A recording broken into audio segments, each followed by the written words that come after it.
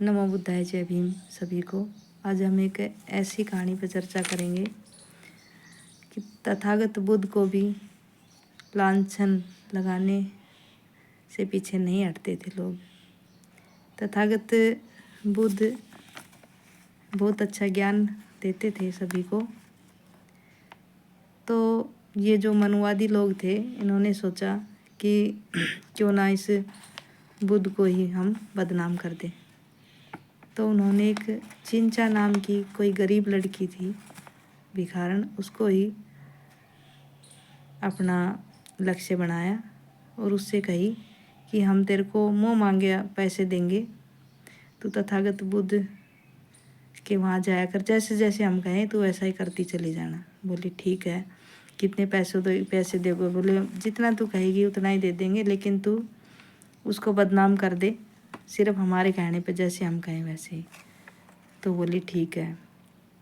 अब बोले तूने ऐसे करना है, जैसे सब लोग तथागत बुद्ध के पास देशना लेके वापस आएंगे ना, उस टाइम तू उधर जाना, उस रास्ते पे जाना, तो सब ये सोचेंगे कि हाँ ये लड़की रोज़ आती है।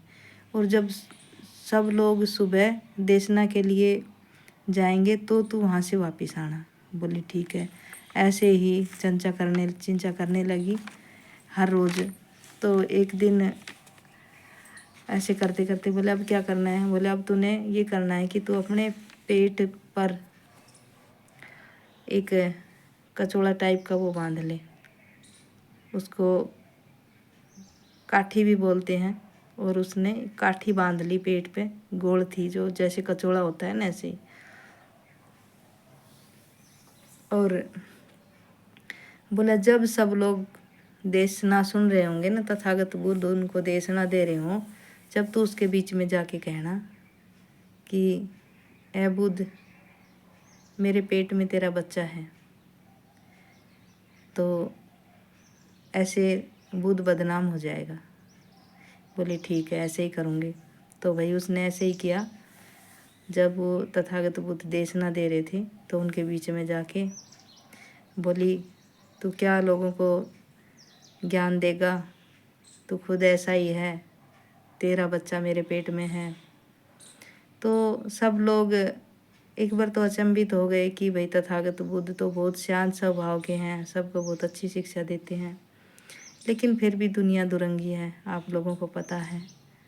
कई लोगों ने सोचा कि भाई कह तो सही रही दिखे, क्योंकि जब हम देशना सुन के घर जाते हैं तो ये यहाँ मिलती हमें आती।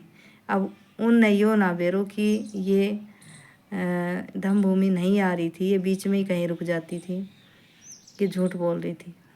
लेकिन लोगों ने तो ये सोचा कि हाँ भाई ये हमें हर रोज़ रास्ते में मिलती थी। तो तथागत बुद्ध के जो अनुयायी थे, उन्होंने गुस्सा आया और वो उसको लड़ने लगे, चिंचा को। तथागत बुद्ध ने कहा ठहरो, तुम इसको कुछ भी मत कहो, पहले इससे ये पूछने दे कि तुम किसके कहने पे कह रही हो। तो उसने नहीं बताया, मतलब अपनी सफाई देने लगी, नहीं मैं किसी के कहने पे नहीं कह रही, तू है ही ऐसा। मतलब वो तथागत बुद्ध को उल्टा सीधा बोलने लगी। तथागत बुद्ध को तो भैया ज्ञान की प्राप्ति थी, वो तो महान पुरुष थे। उन्होंने उनकी मतलब उनको ऐसे देखने से ही उसका जो कचौड़ा जो उनने अपने यहाँ फिट कर रखा था ना, वो कचौड़ा नीचे गिर गया निकल के, जो काठी बोलते हैं जिसको। और सब देखते रह गए। अब वो कैसे नाम लगाएगी कि आपका बच्चा तुम्हारा बच्चा है मेरे पेट में। तो सब अचंभित रह गए। फिर सब ने पूछा कि तू बता किसके कहने पे कर रही थी। तथागत बुद्ध बोले कि तुम सब चुप रहो, मैं खुद पूछूंगा। तथागत बुद्ध ने चिंचा से पूछा कि आप ये बताइए, आपने ये सब किसके कहने पे किया? तो वो कहने लगी कि जो ये ब्राह्मण लोग हैं, जो मनुवादी लोग हैं, इन लोगों ने मेरे से कहा था कि तू जितना कहेगी उतना पैसे देंगे। तो तथागत बुद्ध पे इल्ज़ाम लगा दे, ताकि जो लोग देशना सुनने उनके पास जाते हैं वो नहीं जाएंगे। बोला अच्छा। तो फिर सब लोगों के समझ में आ ही गई थी कि भाई ये झूठ है, तथागत बुद्ध ने ऐसा कुछ किया ही नहीं। वो तो बिल्कुल शांत, और तथागत बुद्ध का तो आप लोगों ने पता ही है, ध्यान साधना के कारण उन्होंने अपना घर छोड़ दिया था। अगर उनको ऐसी लालसा होती तो वो अपना घर बार क्यों छोड़ता, क्यों अपने बच्चे को छोड़ता, वो अपने वहीं ना रह लेते। लेकिन